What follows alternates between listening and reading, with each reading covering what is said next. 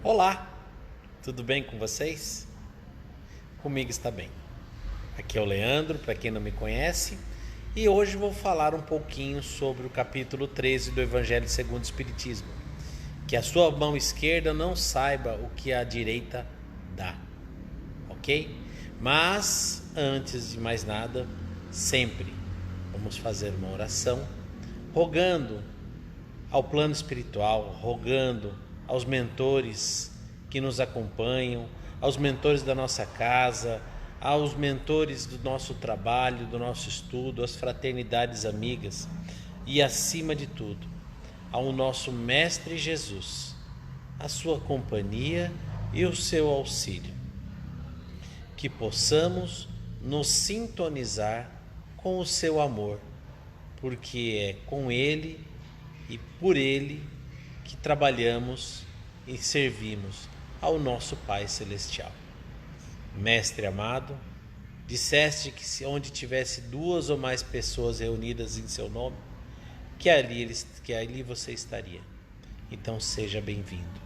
Seja bem-vindo em nosso coração e que possamos compartilhar esse momento contigo em mais essa preleção de hoje. E assim, na sua companhia, de toda a espiritualidade amiga, erguemos o pensamento até nosso Criador, rogando as suas bênçãos e a sua luz em mais uma palestra de hoje. Muito obrigado, Pai, muito obrigado, Jesus, e que possamos assim iniciar a nossa conversa. Gente, mais uma vez, muito obrigado a oportunidade de estar aqui falando com vocês.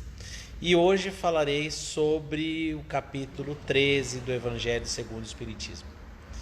Para quem não sabe, eu vou dar uma dica.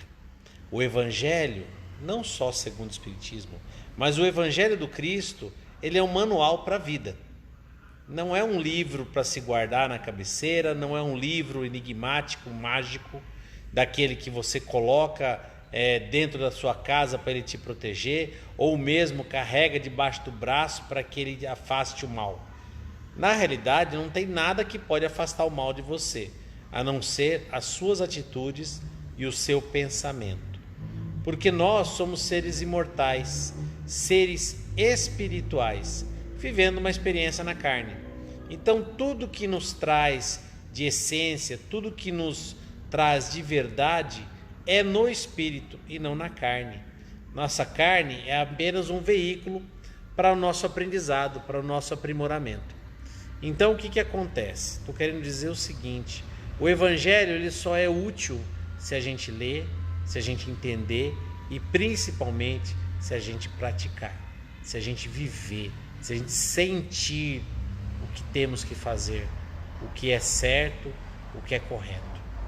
Hoje vou falar sobre o capítulo 13 do Evangelho segundo o Espiritismo, que, para quem não sabe, o Evangelho segundo o Espiritismo é uma coletânea da moral do Cristo, que está lá no Evangelho tradicional, escrito por Mateus, Marcos, Lucas e João. Enfim, hoje vou falar sobre o trecho que vem no Evangelho de Mateus. Até fechei aqui, deixa eu abrir de novo. No Evangelho de Mateus, onde ele fala que... Eu devia ter deixado aberto. Repara não que live é assim mesmo. A gente comete os erros e a gente vai se corrigindo, né? O Evangelho de Mateus... Gente, abriu uma página aqui que esse Evangelho meu novinho é tão complicado. Ele é muito velho. Tomai cuidado para de não fazer vossas boas obras diante dos homens para serem vistas por eles. De outro modo, não recebereis a recompensa de vosso Pai que está nos céus. Então, quando derdes esmolas, não façais soar a trombeta diante de vós, como fazem os hipócritas nas sinagogas e nas ruas, para serem honrados pelos homens. Eu vos digo em verdade que receberam tua recompensa. Mas quando derdes esmola, que a vossa mão esquerda não saiba o que dá a vossa mão direita, a fim de que a esmola esteja em segredo, e vosso Pai que vê o que se passa em segredo, dela vos entregará a recompensa. Mateus capítulo 6, versículo de 1 a 4. Tem outras passagens, mas eu vou apenas ler essa, porque o que eu tenho para falar para vocês é um pouquinho mais longo, né? Porque esse capítulo é bem grande. Beneficência, caridade, o bem que se pode fazer. Gente, independente do que se dá, independente do objeto material, o importante é o sentimento que nós carregamos. Por quê? Porque o objeto material é algo perecível. É algo que eu dou agora e amanhã não tem mais. O objeto material não é algo que vá satisfazer a fome. Por exemplo, se eu der uma cesta básica para alguém, não vai durar para sempre. Ao contrário, vai acabar bem rápido. Se eu der uma roupa, se eu der enfim, qualquer coisa, é uma coisa bem assim, passageira. Agora, o que realmente fica é o que a gente dá de eterno, o que a gente dá de imperecível, que é o nosso sentimento, que é a nossa vibração, que é o nosso acolhimento, o nosso ombro amigo. Então a lição vai falar exatamente disso. Primeiro, devemos dar o que temos, porque o que temos é muito importante.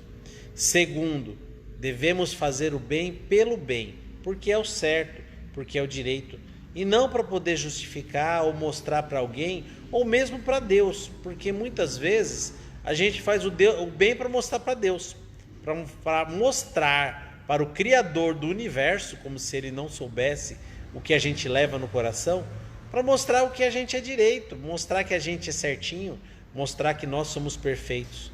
Isso é vaidade, isso é orgulho. Não é esse o objetivo de ser caridoso.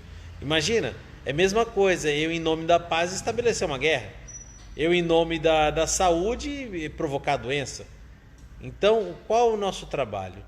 O nosso trabalho é buscar fazer a caridade pelo bem que ela proporciona, pelo objetivo que ela existe. Porque não existe caridade sem pensar no seu objetivo. Então vamos lá devagar. Qual o objetivo de a gente viver a caridade? Por que devemos ser caridosos? É simples. Porque somos irmãos. Porque somos irmãos e filhos de um mesmo Pai. Não existe outro motivo para sermos caridosos. Se nós não acreditarmos que somos filhos de um mesmo Pai, não tem o porquê fazer a caridade. Se nós não acreditarmos que somos eternos e que vivemos vidas sucessivas, não tem motivo de fazer caridade. Fazer caridade por quê? Porque Deus mandou? Porque Jesus nos mandou? Não estamos mais na idade de fazer algo só porque está escrito em um livro. Porque se a gente for se apegar por esse motivo, o que vai acontecer? Vai vir alguém, vai falar que esse livro foi traduzido diversas outras vezes, que foi deturpado e que a mensagem não é essa. A mensagem está dizendo que é só para fazer o bem quando dá vontade. E alguém pode vir trazer essa informação. Então, a ideia é que se faça caridade porque devemos sentir que somos irmãos. Devemos perceber que Deus existe. Devemos saber o que é certo e o que é errado. Então, nessa lição do Evangelho, capítulo 13, ele vai falar da piedade. O que é a piedade? Piedade é nós sentirmos no nosso coração o que o outro está passando. Eu posso não saber exatamente o que ele está sentindo, mas perceber que ele precisa de ajuda é a minha obrigação. Perceber que posso estender um braço, uma mão, um auxílio mesmo que material naquele momento, eu tenho que ter essa percepção. Isso é ser piedoso. Isso é nos colocar no lugar do outro. Porque se nós não formos piedosos, como que eu vou ser caridoso? Como que eu vou ajudar meu irmão? Eu não ligo para ele, eu não o vejo. Imagina assim, hoje existem várias pesquisas psicológicas em que uma pessoa na rua, em condição de rua, se ela tiver suja, maltrapilha, existe uma grande chance de a gente não ver que ela está ali. A gente se faz, como posso falar, elas ficam invisíveis ao nosso olhar. Foi feito um teste com uma criança, a mesma criança. ela simulou, ela encenou que estava perdida. Só que no primeiro teste ela estava com uma roupa limpa, né? E no mesmo instante pessoas chegaram e abordaram ela, pegaram ela pela mão, quiseram levá-la na polícia, em algum lugar, para ajudar a achar os pais dela. Ela estava perdida. Pegaram a mesma criança, colocaram roupas velhas e sujaram, deixaram ela suja e colocaram com a mesma história: estou perdida. Primeiro, ninguém veio auxiliá-la. Segundo, aqueles a quem ela abordou enxotaram ela porque ela estava atrapalhando o ambiente. Então, o que faz a gente classificar alguém pela roupa que ela está vestindo, pela condição financeira, pela aparência física, enfim, hoje em dia, pela cor da pele, a gente classifica, pela origem, pelo carro que ela, se a pessoa tem carro, pelo carro que ela tem, pela roupa que ela usa. Nós vivemos num mundo em que as pessoas são classificadas pelo seu status, pelo seu poder aquisitivo. A piedade é perceber que todos nós somos irmãos, todos temos necessidades, todos sofremos. Hoje em dia, a gente está passando pela pandemia, e a pandemia está meio que nivelando isso, porque não adianta a condição financeira sua, porque você não vai estar imune ao coronavírus. Ele não escolhe cor de pele, condição financeira, ele não faz diferença se você mora na favela ou no condomínio, não faz diferença.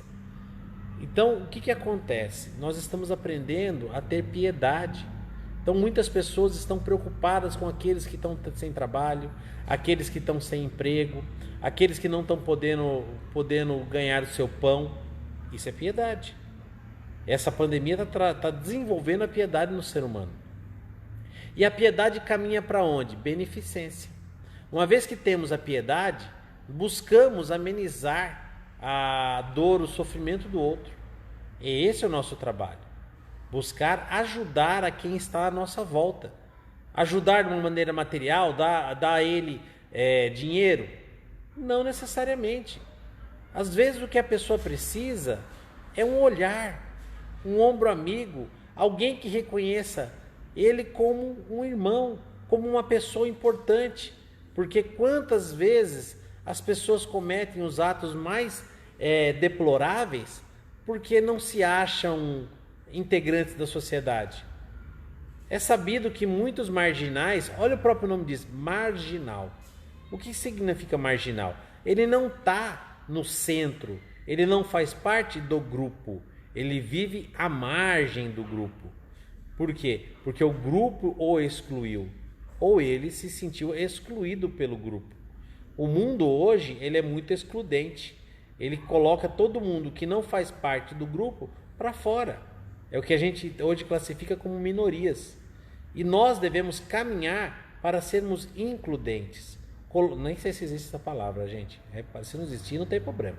O importante é a mensagem, é vocês entenderem o que eu estou falando. Mas enfim, o mundo tem que incluir todos dentro do grupo. O nosso trabalho é abraçar a quem está ao nosso lado. Mas vamos pegar agora leve nas palavras. Quando eu falo abraçar, não é abraçar qualquer um. Não é ir lá agora, principalmente nessa época, não devemos abraçar ninguém fisicamente. Mas o que eu quero dizer é envolver as pessoas. Repara que eu estou trocando de braço, que meu braço está cansando. Devemos envolver as pessoas, estar preocupado com elas, ver se falta alguma coisa, atender a necessidade do outro. E como eu já falei, a necessidade do outro não é material, porque o que é material acaba. Já ouviram falar daquela frase que não deve se dar o peixe e se ensinar a pescar? A gente interpreta de que forma? Que a gente não tem que dar as coisas, tem que ensinar a pessoa a ganhar as coisas. Errado, gente. A gente tem que dar o que a pessoa está necessitando naquele momento em emergência. Mas o ensinar a pescar não é arrumar um emprego para a pessoa. É mostrar, primeiro, que ela é um filho de Deus. Ela é tão capaz quanto qualquer um. Ela é importante. Ela é ela é essencial para esse mundo. Esse é o nosso primeiro trabalho. É isso que é ensinar a pescar. Pescar onde? Pescar na fonte infinita de Deus. Pescar a fé. Pescar a confiança. Então vamos abrir a nossa mente. Devemos levar para a pessoa o Evangelho do Cristo. E não é botar a Bíblia debaixo do braço e lá falar. É levar a vida evangélica. A vida de quem acredita que esse mundo é só uma fase. A vida de quem acredita que existem coisas muito mais importantes do que o nosso ganha-pão material. Que a gente tem que construir, buscar os tesouros espirituais. É isso que é ensinar a pescar. E a partir da hora que a gente leva a beneficência e através da piedade, a gente vai estar espalhando a caridade. Mas aí qual é o trabalho daquele que espalha a caridade? Fazer sem ostentação. Porque primeiro, eu não tenho nada, e quando eu falo nada, de valoroso que eu posso me colocar acima do outro. Isso é orgulho. Se eu hoje estou aqui, por exemplo, fazendo essa live, eu estou fazendo essa live porque eu tive uma oportunidade, estou aqui falando, tenho uma facilidade de abrir a boca e sair mexendo a boca enquanto a espiritualidade fala comigo, mas isso eu tenho certeza que não é meu, entendeu? Isso aqui é permissão de Deus. Se ele chegar e falar assim, Leandro, cortou, a voz vai sumir. Nada, entendeu, gente? Então assim, se é meu, eu não perco. Se é passivo de perder, não é meu. Então a partir da hora que não é meu, eu não tenho que me orgulhar de nada. Não é meu. O meu trabalho ainda é muito pequeno. O meu trabalho ainda é de trazer a vivência para o meu coração. Mas, a partir da hora que Deus me emprestou esse talento, eu tenho que fazer ele render. Eu tenho que espalhar. Eu tenho que levar para que ele se multiplique. E se multiplique como? Se multiplique através do bem que eu faço. E quando eu falo bem, não estou falando de mim, tá, gente? Porque acho que a palestra é tão pouquinho que eu levo que às vezes até fico assim, até com vergonha de falar. É tão pouquinho e não é meu, então não posso contar com isso. O bem que eu faço é através de uma palavra, através de um apoio, através assim de um conselho, certo? De uma esperança e principalmente do exemplo. O exemplo de ser correto, de ser direito, de ter confiança, certo, nessa vida. Muitas vezes a gente age, às vezes eu que tenho comércio, né, com certas pessoas, de um jeito que a gente fala de Jesus, a gente fala de confiança, de fé, e as pessoas olham para nós e falam assim: você é evangélico? Gente, ótimo! Estão nos comparando, estão perguntando se a gente segue o evangelho, porque é tão estranho nesse mundo seguir o evangelho, certo? Que quando alguém segue, a pessoa fala: não, tem algum problema, você é evangélico, certo? Você deve estar seguindo alguma religião mais assim, disciplinada. Fala: não, sou espírita. Ótimo, vamos dar esse exemplo. Mas o nosso trabalho é fazer isso sem esperar que ninguém esteja observando, sem esperar que ninguém reconheça. Porque se a gente ficar esperando reconhecimento, gente, virou barganha, virou venda. Eu estou vendendo meu serviço. Uma vez me falaram assim: nossa, como fazer para amar uma pessoa e ela não te retribuir? Eu falei assim: amor é doação. Se você está esperando retribuição, você está vendendo. Você está negociando, você está querendo dar e querer retorno, querer um lucro sobre aquilo. A nossa benevolência, nosso amor, ele tem que ser dado gratuitamente, sem esperar nada em troca. Ao contrário, esperar até que não reconheçam, certo? E que nos repudiem. Por quê?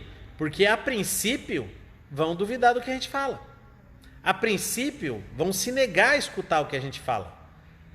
No Evangelho vem falar do homem de bem e depois no Sede Perfeitos ele fala assim: pregarei desprendimento aos avaros, pregarei humildade aos déspotas. Por quê? A gente vai levar uma informação que as pessoas não querem escutar. A gente vai levar uma informação que as pessoas não querem ouvir. O que as pessoas querem ouvir? As pessoas querem ouvir que a gente tem que ganhar dinheiro, que a gente tem que ficar rico, que a gente tem que ter prosperidade, que a gente é escolhido de Deus e que a gente vai para o céu. Entendeu? Falar que as pessoas vão ter que pagar por tudo que fizeram, vão ter que ressarcir todo o mal que causou, vai ter que se responsabilizar por tudo que fez, não é uma conversa muito legal. Eu até falo que quem segue o Espiritismo é meio doido da cabeça, porque a gente constantemente é cobrado, a gente constantemente é ensinado que a gente tem que trabalhar e se melhorar, certo? É cansativo, mas a gente tem a certeza que é o caminho. Não porque o Espiritismo defende o caminho, mas porque a gente sente no coração que essa é a voz que fala dentro de nós. Deus colocou dentro de cada um de nós, na consciência, a voz que fala o que é certo, a voz que fala o que qual é o nosso caminho. Desde que a gente não a entorpeça com as paixões terrestres, a gente vai ter sempre um guia seguro. Esse é o nosso trabalho. Mas sempre ter o trabalho, ter a preocupação de fazer o bem pelo bem.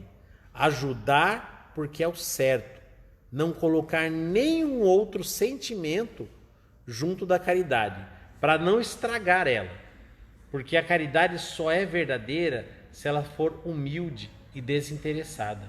Se a gente tentar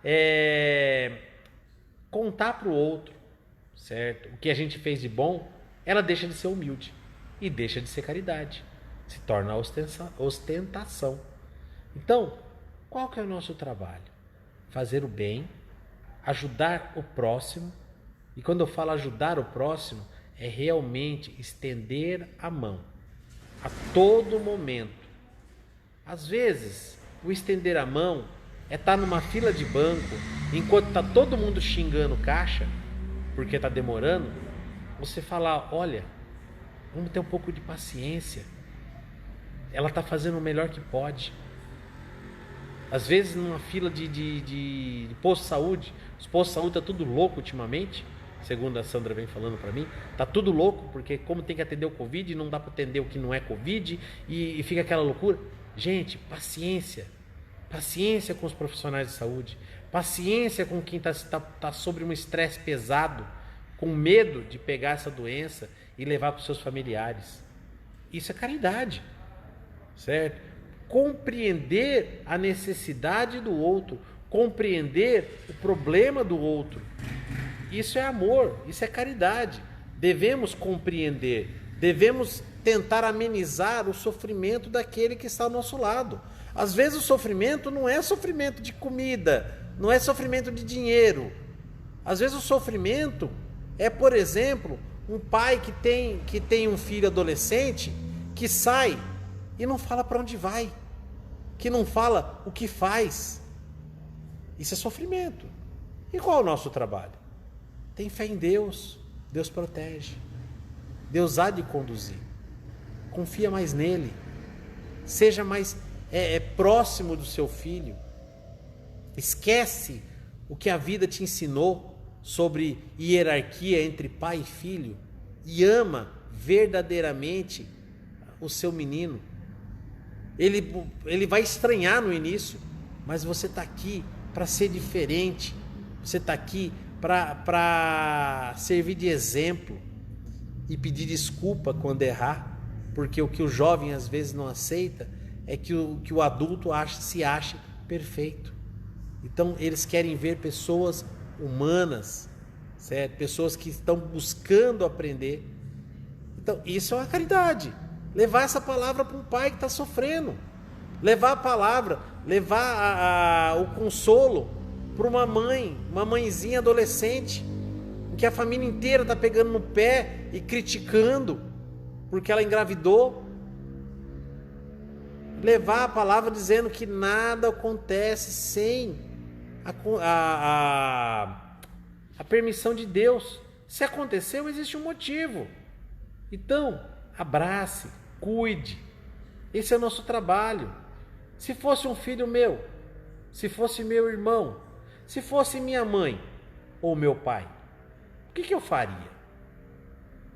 Eu deixaria ele relegado no canto lá e falar: olha, eu não estou preocupado com você, você não é minha família, eu já tenho problema demais com os meus familiares. É assim que a gente deve agir? No próprio capítulo fala: não foi teu pai nessa, não é teu irmão nessa. Mas quem garante que não foi na outra? Quem garante que não é uma pessoa cara que me ajudou numa outra vida e nessa só estava contando conosco para dar um apoio? E aí o destino nos confrontou e eu virei as costas porque eu não conheço fulano. Gente, não é assim. A gente está há muito tempo caminhando nesse planeta. A gente já conviveu, não vou falar com todo mundo, mas pelo menos com a metade. Agora imagina, hoje ainda estamos tão isolados, tão preocupados só conosco, tão preocupados só com nossos problemas, com minha casa, com o meu trabalho, com o meu emprego, com os meus filhos. Gente, o mundo é nossa casa. O planeta Terra é nossa casa. A humanidade é nossa família. Todo mundo que está aqui está no mesmo barco. Então o trabalho da beneficência é esse. É estender a mão, porque está todo mundo no mesmo barco. Jesus está no mesmo barco. Já viram essa imagem? A tempestade se faz e Jesus está no mesmo barco. Mas ele não se desespera, ele acalma a tempestade. Então, gente, tenhamos calma. Jesus está no barco. É ele que governa o nosso planeta. Nada vai acontecer sem que ele permita. Se está permitindo alguma coisa, é para o nosso bem maior. Então, vamos ter mais paciência, fé, e vamos se preocupar realmente com o que é importante, que é cuidar dos nossos irmãos. Mesmo que a nossa ajuda seja aparentemente pequenina. Ah, Leandro, eu não faço nada, eu queria ter dinheiro para poder ajudar. Eu queria ter um conhecimento vasto.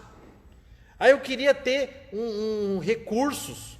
Gente, Jesus traz o exemplo do óbolo da viúva. Não basta ela ter colocado 2 moedinhas no gasofilácio. Ela ainda era mulher e viúva, que na sociedade de Jesus não significava nada. Porque o que era uma sociedade patriarcal, só valia o homem. A mulher era uma sombra do homem. Essa mulher era pobre e já não tinha mais o homem e era viúva, uma velha viúva, enfim. E Jesus fala: ela fez mais que todo mundo. Por quê? Porque ela fez com sinceridade. Ela deu o que ela tinha, do fundo do coração, que nos sirva de exemplo. Façamos do fundo do coração. Quando formos fazer algo, façamos do fundo do nosso coração, com todo o sentimento, certo? De amor mesmo, de caridade, de um sentimento de: nossa, eu estou fazendo para minha mãe, certo? Eu estou fazendo para o meu pai, eu estou fazendo para o meu menino, para minha menina.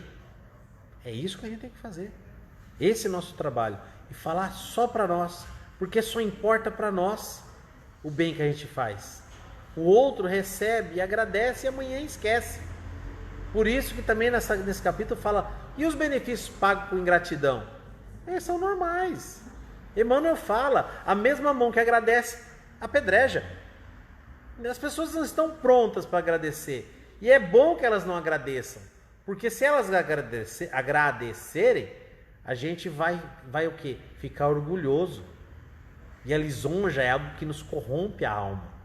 Então, A fato de elas não agradecerem é ótimo, certo? Então, não deixem que a ingratidão esfrie o coração de vocês. Façamos o bem porque é muito bom para nossa alma. Sem falar das recompensas que teremos. Mas eu também não vou falar da recompensa, porque senão a gente também vai começar a negociar, certo? Se alguém quiser saber de recompensa, lê o Evangelho, certo? Mas não pense em recompensa, tá, gente? Porque nós, seres humanos, ainda somos muito negociantes ainda das benesses divinas, tá? Façamos o bem porque é direito, porque é gostoso. Façamos o bem porque os nossos irmãos são exatamente isso, nossos irmãos. E esse é o nosso trabalho, tá? Muito obrigado, gente. Vamos fazer só uma vibração para todos esses nossos irmãos que estão na Terra hoje passando pelos mais diversos problemas, porque todos nós sofremos. Vibremos por eles, vibremos por todos aqueles que cruzam o nosso caminho, que convivem conosco. Vibremos sempre por todos, porque se estão no nosso caminho, fazem parte da nossa vida, são a nossa família espiritual mais próxima. Vibremos por eles, vibremos por um mundo melhor e que Jesus nos abençoe sempre. Não porque merecemos, mas porque precisamos de força, precisamos da sua companhia e do seu auxílio. Muito obrigado a todos e que Jesus os abençoe. Obrigado, gente. Tchau, tchau.